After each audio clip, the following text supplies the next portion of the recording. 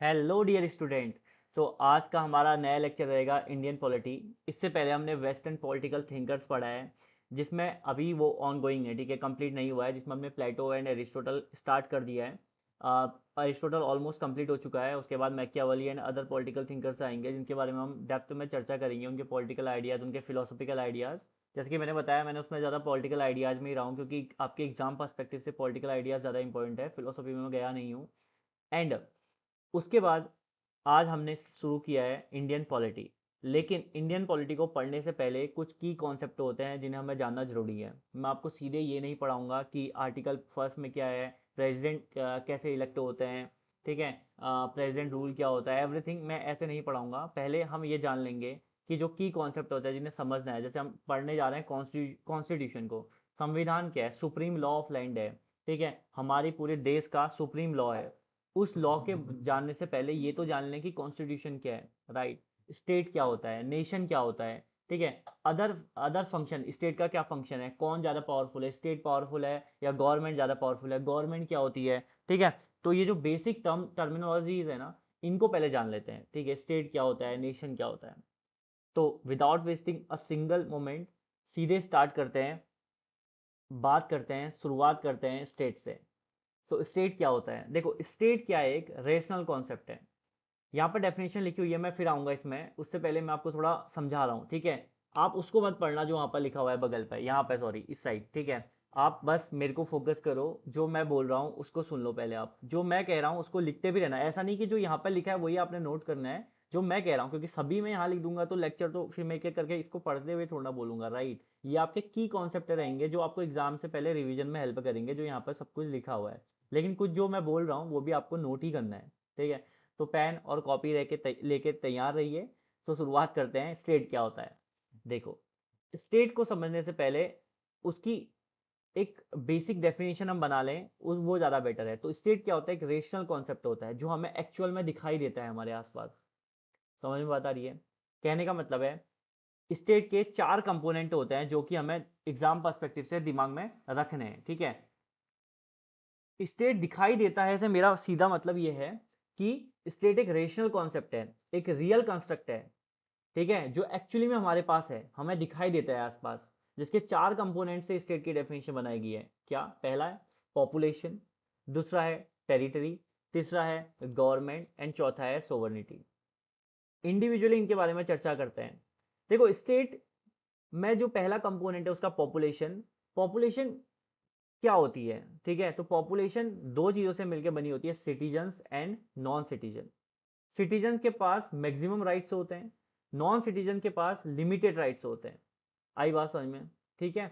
उसके बाद आती है टेरिटरी, ठीक है। उस पॉपुलेशन की चर्चा हम पढ़ेंगे, आपका जो आपका पार्ट फर्स्ट है, यूनियन इट्स अ टेरिटरी, उस पर डिस्कस करेंगे।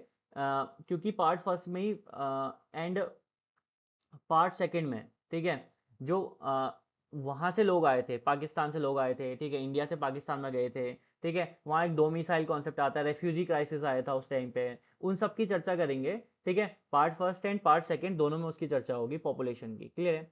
उस टेरिटरी, उसके बाद टेरिटरी क्या होता है? मोर जोग्राफिकल कॉन्सेप्ट है। जोग्राफिकल कॉन्सेप्ट मतलब एक बड़ा है, जैसे हम बोलते हैं union of India. Union of India का मतलब होता है केवल जो हमारे 28 स्टेट्स हैं उनका कॉम्बिनेशन, उन सबको मिला के यूनियन ऑफ इंडिया बनता है। लेकिन जो टेरिटरी ऑफ इंडिया या इंडियन टेरिटरी है, वो इंडिया की हर बाउंड्री इंक्लूड करती है।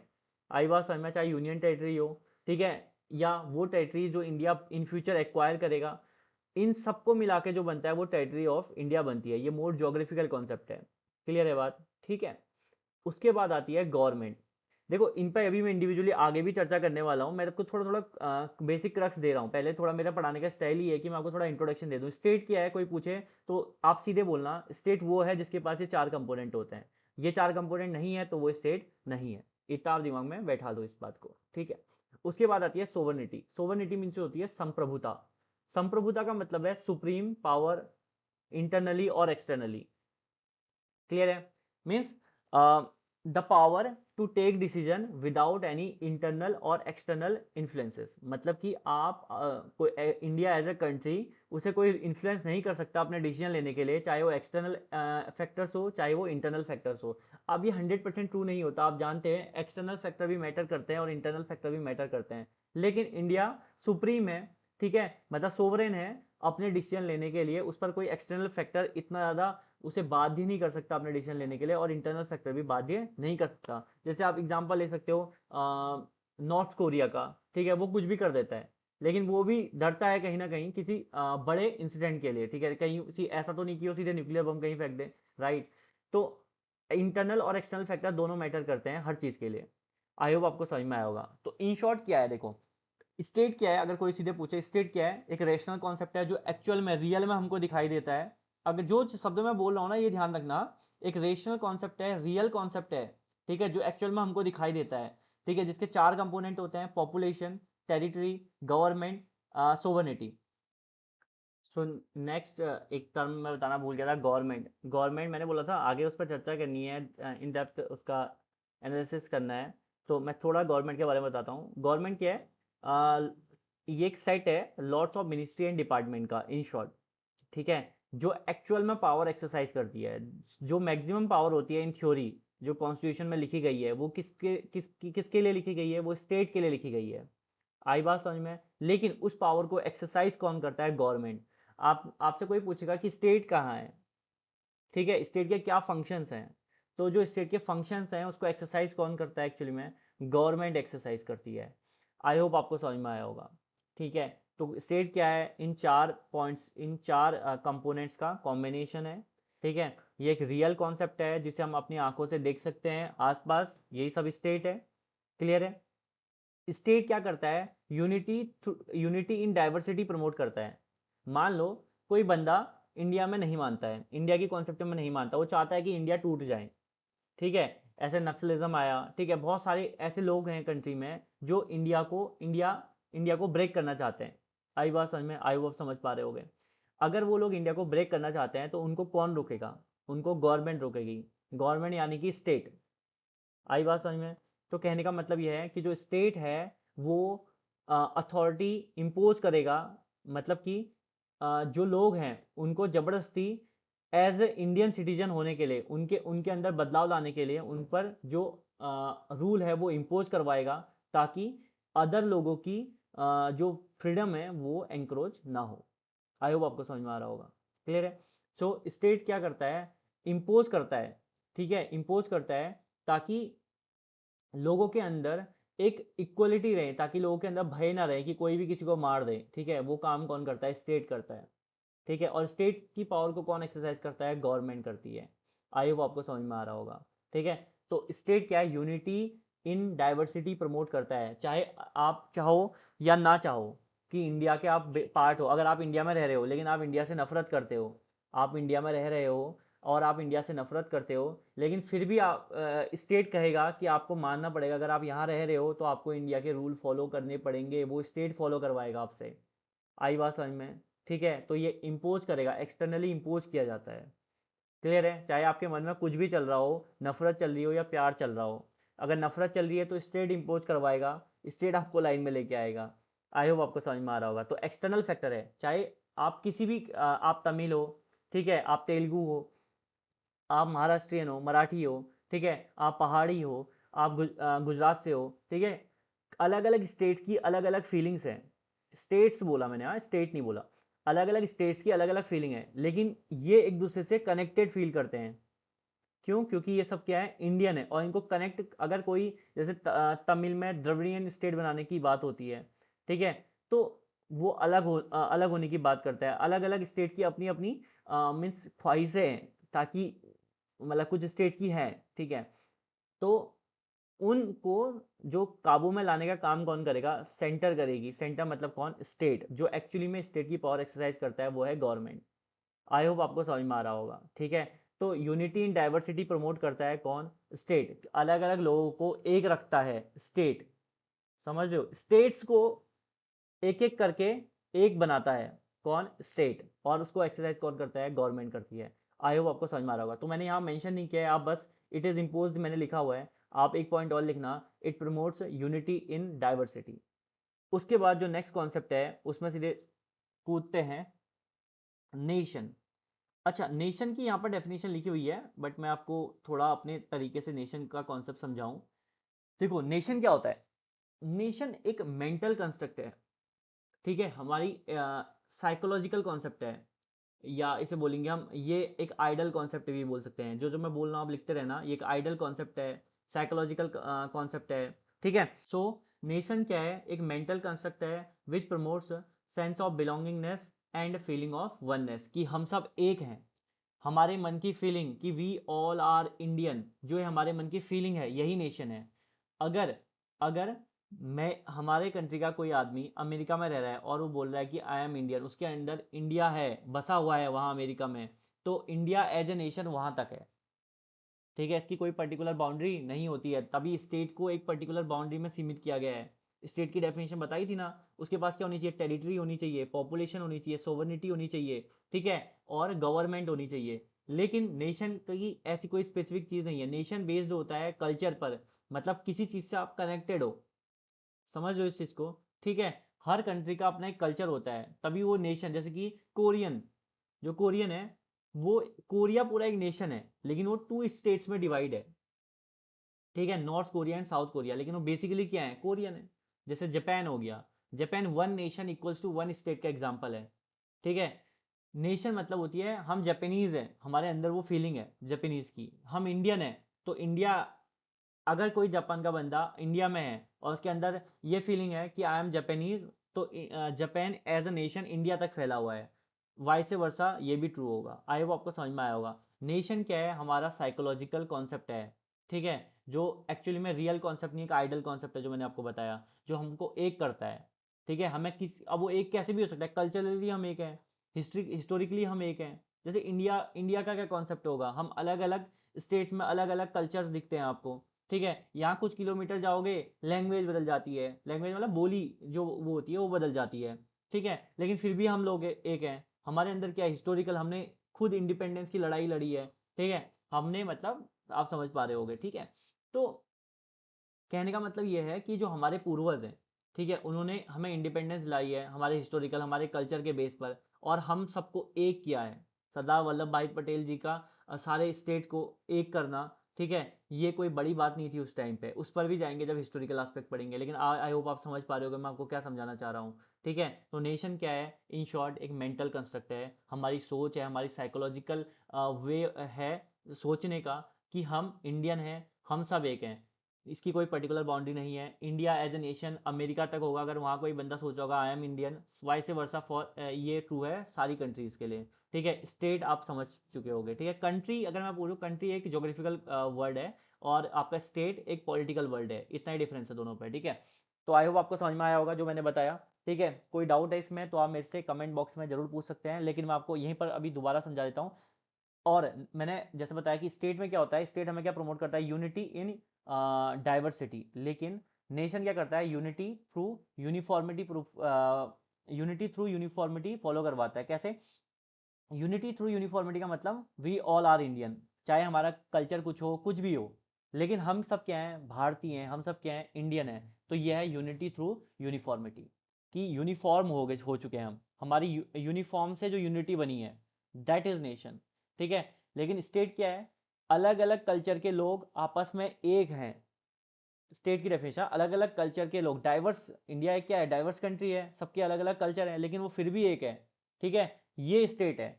जब तक इंडिया के हर आदमी, हर बंदे के उसमें ये ना आ जाए कि आई एम एन इंडियन, तब तक इंडिया एज ए नेशन, पूरा नेशन नहीं बनेगा। इंडिया एक स्टेट है and it is trying to be a nation. अब आप समझ पा रहे होगे, ठीक है। अगर कोई पूछे आपसे इंडिया क्या है, इंडिया नेशन है या स्टेट है, तो आप क्या बोलोगे, India is a state which is trying to be a nation, क्योंकि अभी भी, क्योंकि अगर ऐसा होता तो इतने आतंकवादी हमले होते ही नहीं, ठीक है। बाहर से भले ही लोग आ रहे हैं, लेकिन कुछ लोग ऐसे भी हैं, अब बिना उनकी इंटरनल मदद के बाहर से कोई इंडिया में कैसे घुस पाएगा, आप समझ सकते हो इस चीज़ को, राइट। तो इंडिया में भी कुछ ऐसे लोग हैं, जो, मैं सबको नहीं बोल रहा, लेकिन कुछ ऐसे लोग हैं जो हमारी सोवरेनिटी, हमारी संप्रभुता, हमारी अखंडता, इन सबको क्या करना, इंटीग्रिटी, इन सबको क्या करना चाहते हैं, नुकसान पहुंचाना चाहते हैं, ठीक है। तो इन शॉर्ट मैं आपको यहाँ पर एक छोटी सी चीज़ समझा दूँ। वो छोटी सी चीज़ है, let me connect my pen properly. Okay, देखो यहाँ पर दोनों के फैक्टर लिखे हुए हैं, कौन सा क्या कॉन्सेप्ट है करके, ठीक है। अच्छा हाँ, एग्जाम्पल मैंने आपको दिया, जैसे तमिल नेशन में क्या हो गया, जैसे तमिल्स में है, ठीक है, हम द्रविड़ियन राष्ट्र बनाना चाहते हैं, मतलब कुछ पॉलिटिकल लीडर्स हैं, कुर्दिश हो गए, अभी आपने बलूचिस्तान का नाम सुना, बलोच लोग हैं, ठीक है, उनका कोई पर्टिकुलर टेरिटरी छोड़ना है, लेकिन वो खुद को बलोच एक बलूचिस्तान राष्ट्र बनाने में की सोच रहे हैं, मतलब वो नेशन है लेकिन वो स्टेट बनने की कोशिश कर रहे हैं। जैसे पैलेस्टीन हो गया पहले का, ठीक है, इसराइल हो गया, ठीक है, वो और एक्सपेंड करने की सोचा। अब तो उनके पास टेरिटरी है, वो अलग कॉन्सेप्ट है। जैसे Baloch is a perfect example, आप समझ पा सकते हो इस चीज़ को, ठीक है। बलूचिस्तान, उनकी कोई अपनी गवर्नमेंट नहीं है, स्टेट होने के लिए क्या चाहिए, गवर्नमेंट चाहिए पहले तो, ठीक है, उनकी कोई गवर्नमेंट है नहीं बलूचों की, लेकिन उनके पास क्या है, एक फीलिंग ऑफ वननेस है कि हम बलोच हैं, हम अपनी कंट्री बनाना चाहते हैं, ठीक है। तो वो कॉन्सेप्ट है, बलोच क्या है, एज अ नेशन है, लेकिन वो क्या बनना चाहते हैं, स्टेट बनना चाहते हैं, क्लियर है। तो इसका ऐसी सेम एज फॉर कुर्दिश। तो मैं आपको एक एग्जांपल देता हूँ, जैसे कि क्या, जैसे जापान हो गया, जापान क्या है, one nation equals to one state है। आई होप समझ पा रहे होगे, ठीक है। जैसे कि क्या, वन नेशन टू स्टेट का एग्जांपल कौन है, कोरिया, ठीक है। वन नेशन टू स्टेट का एग्जांपल कौन है, कोरिया। ऐसी एग्जांपल जो मैंने आपको दिया, one nation equals to zero state, कैसे, सिंपल सा एग्जांपल, बलूचिस्तान, ठीक है, अ, जो पाकिस्तान का प्रोविंस है, ठीक है, वो क्या चाहते हैं, खुद को बलूचिस्तान एक नया स्टेट बनाना चाहते हैं, लेकिन वो उनके अंदर फीलिंग है, लेकिन वो बना नहीं पाए क्योंकि उनकी खुद की गवर्नमेंट नहीं है, ठीक है। उसके अदर फैक्टर्स हैं, उस पर बाद में जाएंगे, लेकिन आई होप बेसिक क्रक्स समझ चुके होंगे। लास्ट बार मैं आपको बता दूं, स्टेट, हाँ मैंने बोला कि इंडिया क्या, अगर आपसे क्वेश्चन पूछे एग्जाम में, इंडिया क्या है, स्टेट, नेशन, इंडिया या नेशन स्टेट, या इनमें से कोई नहीं, या बोथ ऑफ देम, तो आप क्या किस पर टिक करोगे, India is a state which is trying to be a nation. ये लाइन आप जरूर नोट में लिख लेना मेरी, क्लियर है, आपको बहुत हेल्प करेगी। उसके बाद डायरेक्टली आई होप आपको नेशन और स्टेट में डिफरेंस समझ में आ गया होगा। सीधे बढ़ते हैं नेक्स्ट में, अब बात करते हैं डिफरेंट इंडिविजुअल चीज़ों, मैंने बताई ना आपको, आगे पढ़ेंगे गवर्नमेंट क्या होती है, पॉलिटिक्स क्या होती है, सॉरी पॉपुलेशन, सोवर्निटी, ये सब क्या होता है। देखो गवर्नमेंट क्या होती है, इसको समझाने का मैं आपको एक शॉर्ट तरीका समझा देता हूँ। देखो सारी डेफिनेशन लिखी हुई है, जो जो मैं बोल रहा हूँ ना, ये सब डेफिनेशन में मेंशन है, आपको इतना टेंशन लेने की जरूरत नहीं, लेकिन जो मैं बोल भी रहा हूँ ना, वो आप जरूर नोट करें, ठीक है। मैं सब लिख दूँ, स्पून फीडिंग करूँ, मेरे को एज अ टीचर ये अच्छा नहीं लगता। आप लिखोगे तो आपको ज़्यादा हेल्पफुल रहेगा ड्यूरिंग फॉर योर एग्जाम, ठीक है। यहाँ सब जो लिखा है वो तो आप पढ़ोगे ही पढ़ोगे, वो तो इंपॉर्टेंट है ही आपके लिए, ठीक है। इतनी बड़ी गवर्नमेंट की डेफिनेशन आपको पढ़ने की जरूरत नहीं है। तो इसकी डेफिनेशन क्या है, ठीक है, इसकी डेफिनेशन गवर्नमेंट की मैं आपको लिखा देता हूँ, ठीक है, आप इसको नोट भी करना, लिखना इसमें, इट इज़ अ कलेक्शन और setup, it is a collection और setup of institution and organisation and all the people who manage these institution और organization and their terms and condition, आप रुक रुक के लिख लेना, ठीक है, and their terms and conditions are mentioned in the supreme law of land which is constitution। या इन शॉर्ट एक डेफिनेशन आप लिख सकते हैं, गवर्नमेंट क्या है, it is a collection of lots of ministry and departments. ये डेफिनेशन भी आप अपने मन से लिख सकते हैं, आई वो आपको क्लियर हुआ होगा। मतलब गवर्नमेंट क्या है, जितनी भी मिनिस्ट्री एंड डिपार्टमेंट है, जितने भी लोग उसके अंडर काम कर रहे हैं, उन सब का जो सेट है, जो उनका समूह है, जो उनका ग्रुप है, वही गवर्नमेंट है, क्लियर है, ठीक है। अब गवर्नमेंट जो है वो काम कैसे करती है, वो तो हमने अभी हम पढ़ेंगे, हमारे डिफरेंट आर्टिकल्स में उनका मेंशन है, लेकिन कैसी गवर्नमेंट हो, लिमिटेड गवर्नमेंट, ठीक है, जो समाज की भलाई के लिए काम करे। और अभी तो हम इन टॉपिक्स को देख रहे हैं, अब एग्जाम में क्वेश्चन पूछता है कि स्टेट और गवर्नमेंट में क्या डिफरेंस है। देखो गवर्नमेंट क्या है, स्टेट का कंपोनेंट है, मैंने अभी पहले बताया, स्टेट के चार कंपोनेंट है, गवर्नमेंट, पॉपुलेशन, सोवर्निटी, टेरिटरी। तो उनमें से एक है गवर्नमेंट। तो इसको कैसे लिख सकते हैं, देखो हम, one second let me connect.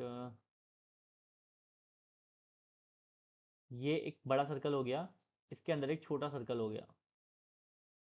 जो बड़ा सर्कल है वो है आपका स्टेट, और जो छोटा सर्कल है वो है आपका गवर्नमेंट, ठीक है। तो गवर्नमेंट स्टेट का एक पार्ट है। सो रियल पावर किसके हाथ में होती है, रियल पावर हाथ में होती है स्टेट के, सॉरी, रियल पावर स्टेट के हाथ में होती है थ्योरेटिकली, और वो पावर देता कौन है? Supreme law of land constitution देता है, ठीक है। रियल पावर गवर्नमेंट के हाथ में होती है, और वो पावर, रियल पावर स्टेट के हाथ में होती है। By mistake, slip of tongue, sorry, कभी कभी हो जाता है। रियल पावर स्टेट के हाथ में होती है, क्लियर है। और ये पावर थ्योरेटिकली होती है, कॉन्स्टिट्यूशन में रिटर्न होती है कि स्टेट कौन क्या काम करेगा, ठीक है। और जो गवर्नमेंट है, गवर्नमेंट इस पावर को जो कॉन्स्टिट्यूशन में लिखी हुई है उसे एक्चुअल में एक्सरसाइज करती है। तो स्टेट की तरफ से काम कौन करता है? गवर्नमेंट करती है। आई होप आपको समझ में आ रहा होगा, क्लियर है। अच्छा, अब गवर्नमेंट के कुछ विंग्स होते हैं, आपने पढ़ा होगा गवर्नमेंट की विंग्स को, ठीक है। गवर्नमेंट के कुछ विंग्स होते हैं, जिसमें से पहली आपकी कौन सी? एग्जीक्यूटिव। दूसरी कौन सी है? लेजिस्लेचर। तीसरी कौन सी है? जुडिशरी। सो ये है separation of power, separation of power, इसे SOP भी बोलते हैं। एक होता है सेपरेशन ऑफ पावर, और एक होता है डिवीजन ऑफ पावर। एक बार मैं चेक कर दूँ कैमरे के अंदर में आ रहा नहीं, आ रहा है, ठीक। एक होता है सेपरेशन ऑफ पावर और एक होता है डिवीजन ऑफ पावर। देखो, सेपरेशन ऑफ पावर का कहने का मतलब क्या है? SOP, SOP क्या कॉन्सेप्ट है? Oh, no no no no no, wait wait wait, एक गलती से यहाँ पर सिंबली हो गया। SOP का क्या कॉन्सेप्ट है? देखो, सेपरेशन ऑफ पावर हमें क्या बताता है? सेपरेशन ऑफ पावर मतलब कि किसके क्या काम है वो बताएगा। जैसे एग्जीक्यूटिव का क्या काम होता है?